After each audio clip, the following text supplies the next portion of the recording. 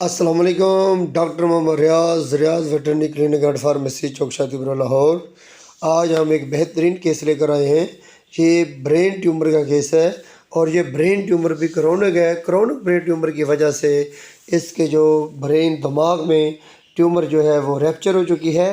Rapture होने की वजह से इसके नथने और इसके साथ साथ जब ये भैंस खांसी वगैरह करती है, कफ वगैरह करती है, तो मुंह से यानी कि लोथड़े खून के बाहर निकलते हैं। और हत्ता के सबसे मेन जो वजह ये थी, जब ये ब्रेन ट्यूमर रैप्चर हुई थी तो रैप्चर होने से कुछ मवाद जो है वो इस भैंस के स्टमक में भी और लंग्स में भी और अंदर खून में भी शामिल हो चुका था, जिसकी वजह से ये भैंस की आँख बिल्कुल एक साइड पे बिल्कुल ख़त्म हो चुकी थी। और ये जो आँख को हमने जब खोला तो खोल कर जब हमने चेक किया तो जो आई यानी कि ढेला था, आईलेट था, वो जैसे जैसे हमने आँख का यानी कि दोनों पुतलियों को जब हमने साइड पे किया तो आँख का ढेला जो था वो बाहर निकलता आ रहा था, बाहर निकलता आ रहा था। ऐसे महसूस हो रहा था कि जैसे जी आँख का ढेला हाथ में आ जाएगा।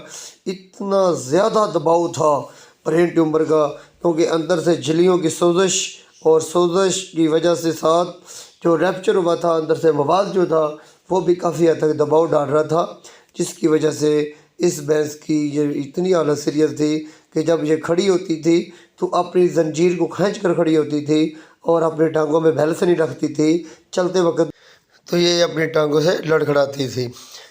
तो एक साइड का यानी कि इसको पैरालिसिस का मसला भी बन रहा था। असल में ये ट्यूमर का मसला बना कैसे, क्यों होता है, ये हर जानवरों में हमने देखा है कि तकरीबन लोग जो होते हैं वो मसाला जात बहुत कम मिकदार में देते हैं, जिसकी वजह से जिस्म में मौजूद फासद मादे जो होते हैं वो खारिज नहीं होते। जानवर के स्टमक का पीएच लेवल का किसी को नहीं पता होता।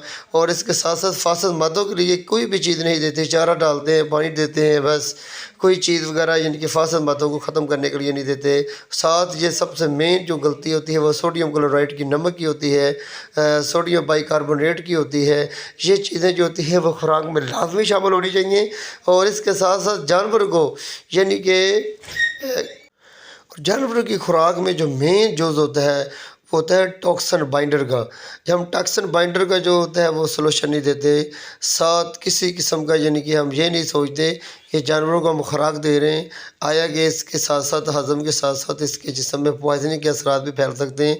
तो जब ये पॉइजनिंग जिस्म में फैलना शुरू हो जाती है, आहिस्ता आहिस्ता आहिस्ता आहिस्ता फिर ये पॉइजनिंग की शक्ल जो होती है जिस्म में बढ़ती चली जाती है, तो फिर ये ट्यूमर की शक्ल बन जाती है। तो फिर ट्यूमर से ब्रेन ट्यूमर अगर बन जाए तो जानवर के ब्रेन को यानी कि हेमरेज कर सकती है, ब्रेन पैरालिसिस कर सकती है, या फिर एक साइड का फालिज कर सकती है, पूरे पास से एक साइड का फालिज के साथ साथ जानवर को अगर किसी स्टमक में भी हो या फिर मैदा और जिगर या दिल वगैरह के पास ट्यूमर निकल आए तो फिर भी ये जानवर की ज़िंदगी का, मौत का बहुत ज़्यादा यानी कि सबब बन सकती है।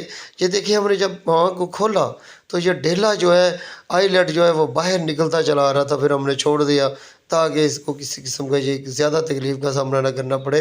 तो हमने इसका क्या इलाज किया, इसका सबसे बेहतरीन ट्रीटमेंट है टॉक्सिन बाइंडर को हम डेली 30 ग्राम डेली जानवर को देते हैं, और साथ पोटेशियम आयोडाइड ये भी हम 5 ग्राम रोज़ देते हैं 20 दिन तक।